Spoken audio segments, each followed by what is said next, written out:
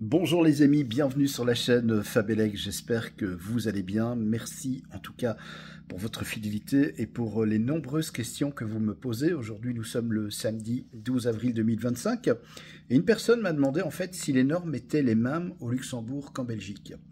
Alors non, chez nous en Belgique ce sont les normes RGIE qui est le règlement général sur les installations électriques. Et au Luxembourg, c'est ILNAS. Ce sont les normes ILNAS, en fait, et il y a quand même quelques petites choses qui changent. Je vous invite à aller voir d'ailleurs. Vous tapez ILNAS, normes électriques Luxembourg, et vous trouverez tous les renseignements à ce sujet. Ce qui change, par exemple, c'est qu'ils sont plus souples au niveau du nombre de prises de courant sur un seul circuit. Donc, c'est-à-dire que chez nous en Belgique, c'est maximum 8 prises. Au Luxembourg, on peut aller jusqu'à 12 prises. Mais par contre, chez nous en Belgique, c'est du 2,5, comme chez eux d'ailleurs. Les prises, c'est du 2,5 également. Mais chez nous, pour 8 prises, on peut aller avec jusqu'à un disjoncteur maximum de 20 ampères. Donc on peut mettre du 20 ampères. Chez eux, pas. Chez eux, d'office, c'est 16 ampères. On ne peut pas mettre un 20 ampères sur un circuit prise qui comporte les 12 prises. Donc voilà, ça limite un peu la puissance, effectivement. Par rapport à chez nous en Belgique. Ils n'imposent pas comme chez nous en Belgique le différentiel 300 mA en tête de ligne, différentiel général. Eux, c'est un peu comme en France, donc c'est-à-dire qu'on peut aller directement alimenter avec un 30 mA. Voilà, donc ça ce sont les petites différences. Il y a aussi des différences en termes de distance, donc c'est-à-dire que par rapport aux sections des câbles, ils sont très rigoureux et très stricts par rapport à ça. C'est-à-dire qu'une ligne ne peut pas faire autant de distance, sinon il faut augmenter la section, etc. Ce qui n'est pas plus mal finalement, parce que c'est vrai qu'on le sait, avec la résistivité, plus un câble est long, et plus sa résistance interne augmente.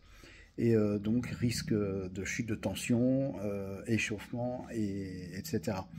Donc voilà, c'est ce qu'on appelle la résistivité. Et pour calculer cette résistivité, et notamment la section des câbles, c'est S est égal à ρL sur S. Voilà, ça c'est pour la formule. Donc voilà, il y a quand même quelques petites différences.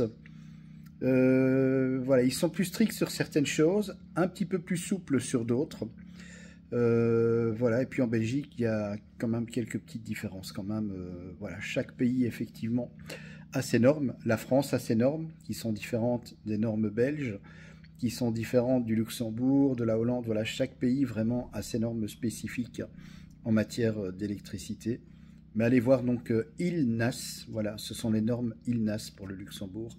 Vous aurez vraiment tous les renseignements concernant les installations électriques en vigueur là-bas. Même les boîtes de dérivation doivent être différentes, elles doivent être étanches à l'air. Voilà, il y a des choses comme ça que chez nous en Belgique. Voilà, on est pour ça beaucoup moins strict à ce niveau-là, mais chez eux, ils sont vraiment très très rigoureux.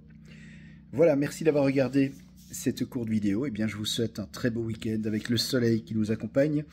Pour moi, direction Bruxelles cet après-midi, voilà, on va se faire un petit barbecue chez des amis, ça va être sympa.